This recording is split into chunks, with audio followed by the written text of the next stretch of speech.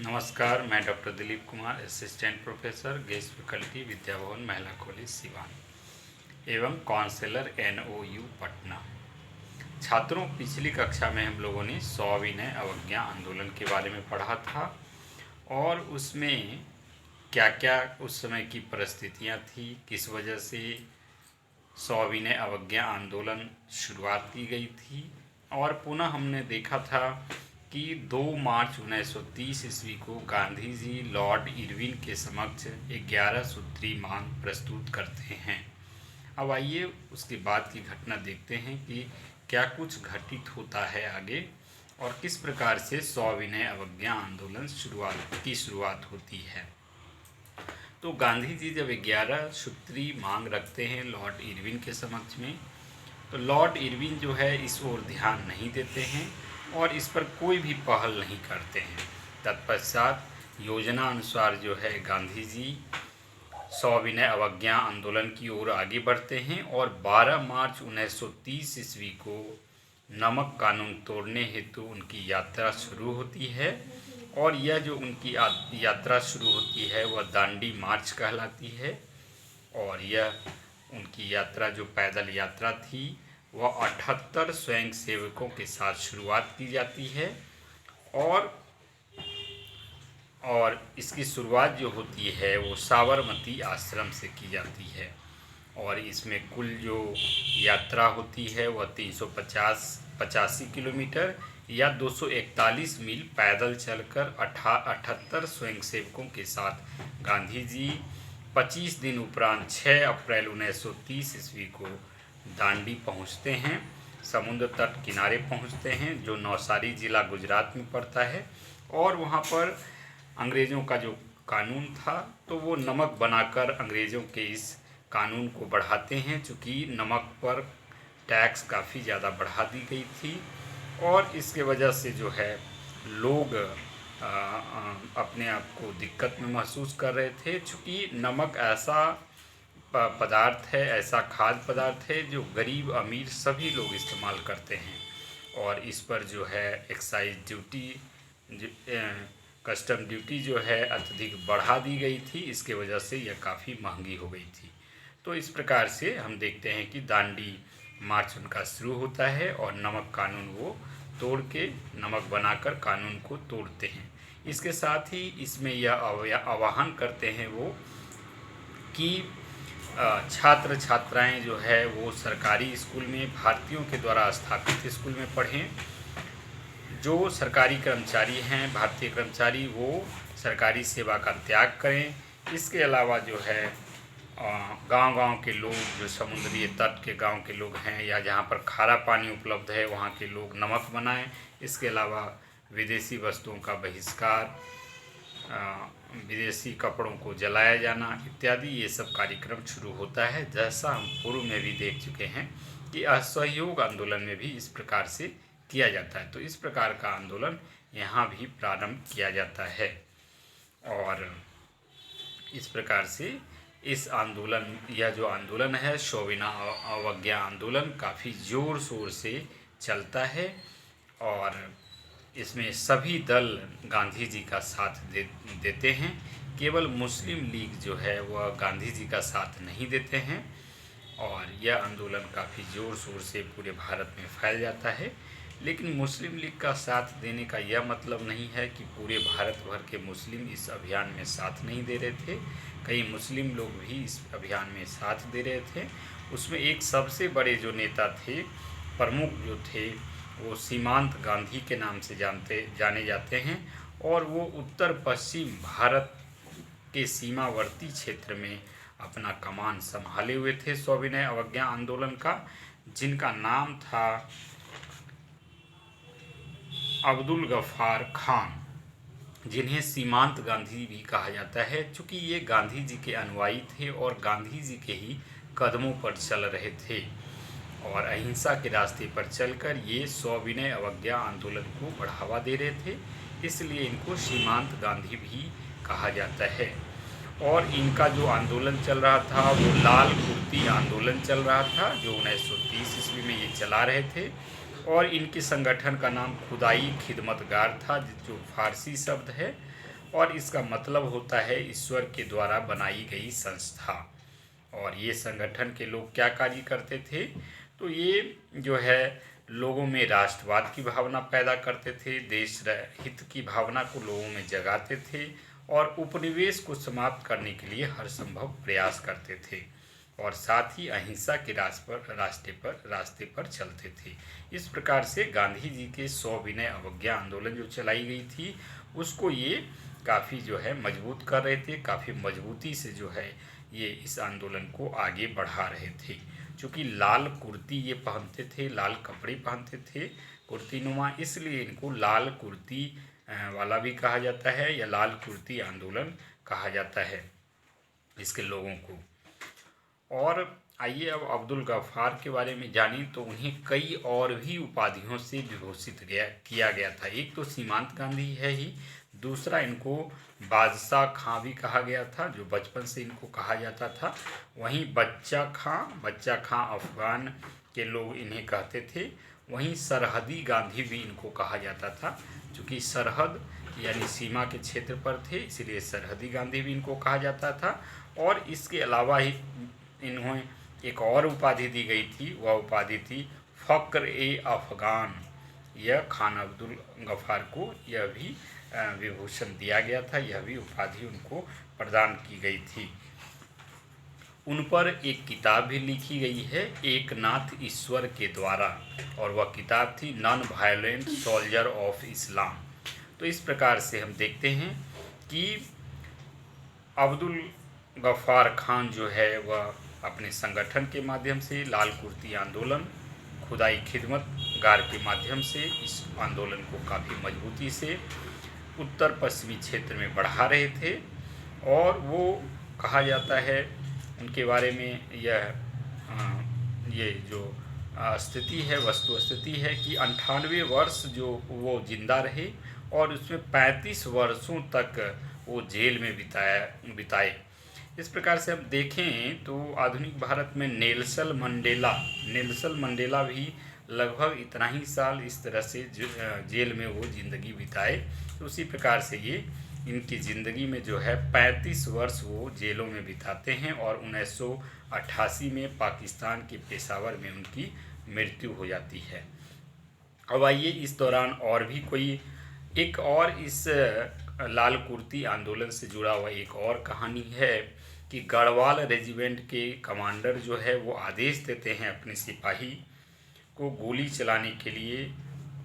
उस सिपाही का नाम था वीरचंद सिंह और लाल कुर्ती आंदोलन के कार्यकर्ता पर गोली चलाने का आदेश गढ़वाल रेजिमेंट के कमांडर के द्वारा दिया जाता है, लेकिन उसके कमांडर के आदेश को उसके सिपाही जो है वीरचंद सिंह वो मना कर देते हैं, वो गोली चलाने से इनकार कर देते हैं। तो इससे यह अनुमान लगाया जा सकता है कि लाल कुर्ती जो आंदोलन चल रहा था वह कितना महत्वपूर्ण था, लोगों में उनकी भावना, उनके आंदोलन का प्रभाव किस प्रकार से पड़ गया था कि लोग यहाँ तक कि सिपाही भी उनका साथ देने को तैयार थे और दे रहे थे। अब पुनः जो है देखते हैं तो उनका आंदोलन काफ़ी तेज़ी से चल रहा था अब्दुल गफ्फार खान का।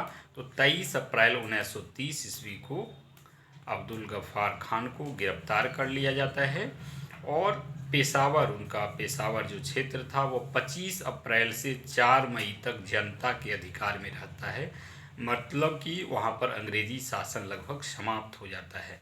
तो इस प्रकार से हम देखते हैं कि एक बड़े नेता और गांधी जी के एक बड़े अनुयायी के रूप में अब्दुल खान गफ्फार सविनय अवज्ञा आंदोलन को बढ़ावा दे रहे थे और वो एक प्रतिज्ञा लोगों को दिलाते थे अपने संगठन के, हम खुदा के बंदे हैं, हमें दौलत और मौतों की कोई कदर नहीं, हम आपको ऐसा हथियार देने जा रहे हैं जिसके सामने कोई सेना या पुलिस नहीं टिक सकती।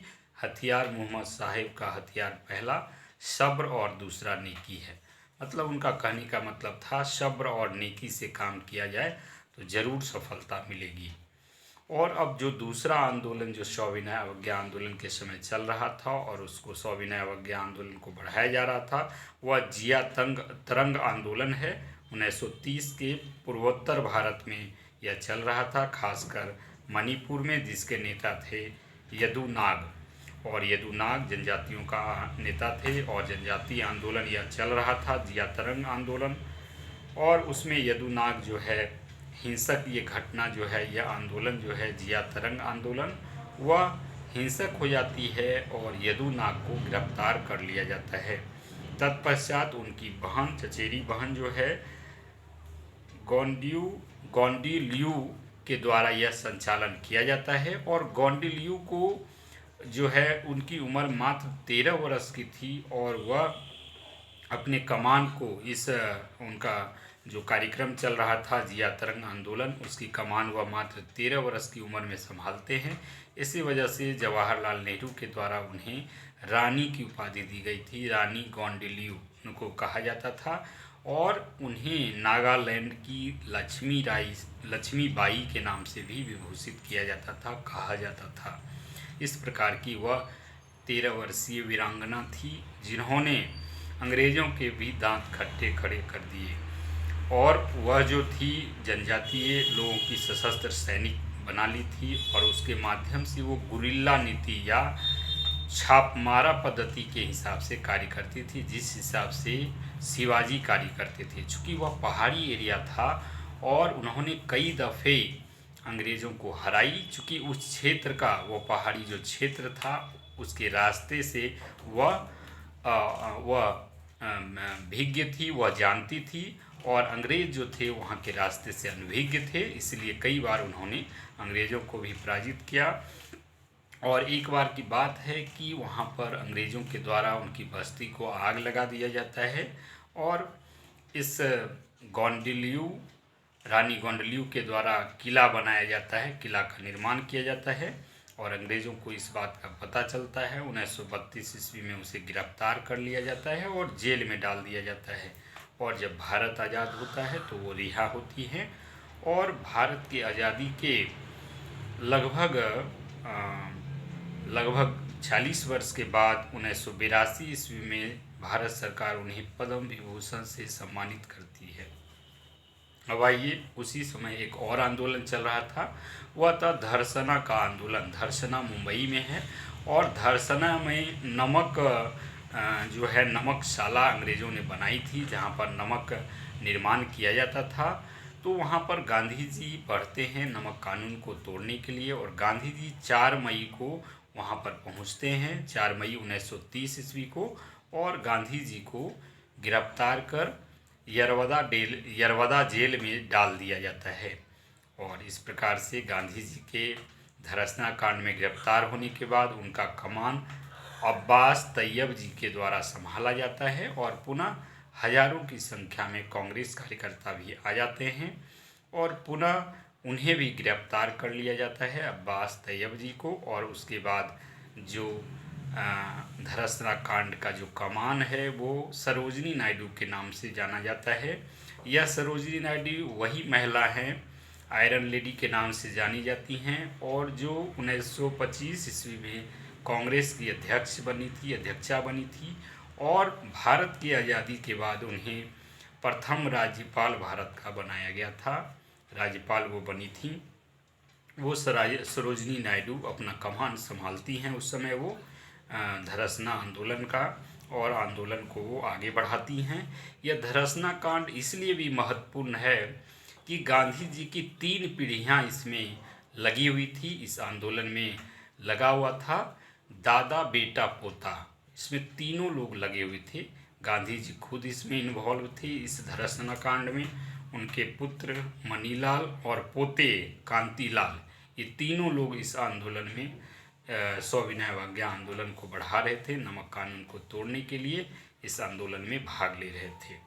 और यह आंदोलन और इसलिए भी महत्वपूर्ण है कि इस आंदोलन में इतनी भीड़ थी, लोगों की भीड़ धरसना में बैठी हुई थी और उस पर लाठियां बरसाई जा रही थी अंग्रेज़ों के द्वारा। और वहाँ के लोग जरा सा भी नहीं डिग नहीं रहे थे, हट नहीं रहे थे। उनके सिर से खून की कतार बहती जा रही थी, पगड़ियों से खून बहता जा रहा था, लेकिन लोग हटने का नाम नहीं ले रहे थे। और उनके प्रत्यक्षदर्शी जो भी थे उस समय देखे, वह भी आश्चर्यचकित हो जाते हैं। वह कहते हैं कि ऐसा हमने कोई मतलब आंदोलन नहीं देखा जिसमें इतनी लाठियां बरसने के बाद भी लोग डिग नहीं रहे हों, हट नहीं रहे हों।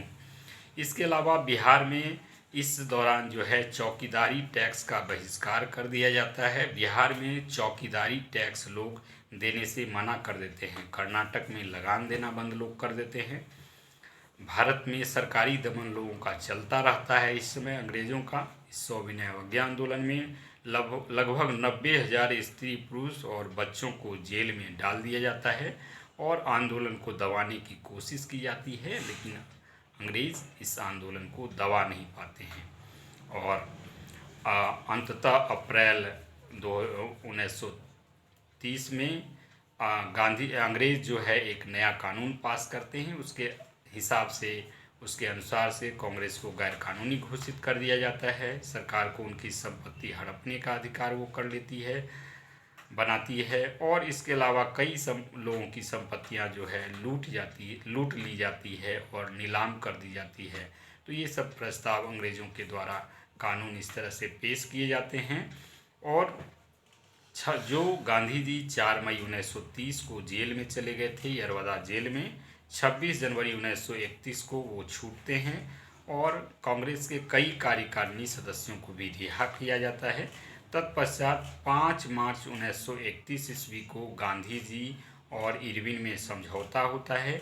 गांधी जी दूसरे गोलमेज सम्मेलन में भाग लेने इंग्लैंड जाते हैं, लेकिन उसका कोई नतीजा नहीं निकलता है और पुनः आने के बाद पुनः सविनय अवज्ञा आंदोलन को और भी धारदार करते हैं और भी आगे बढ़ाते हैं।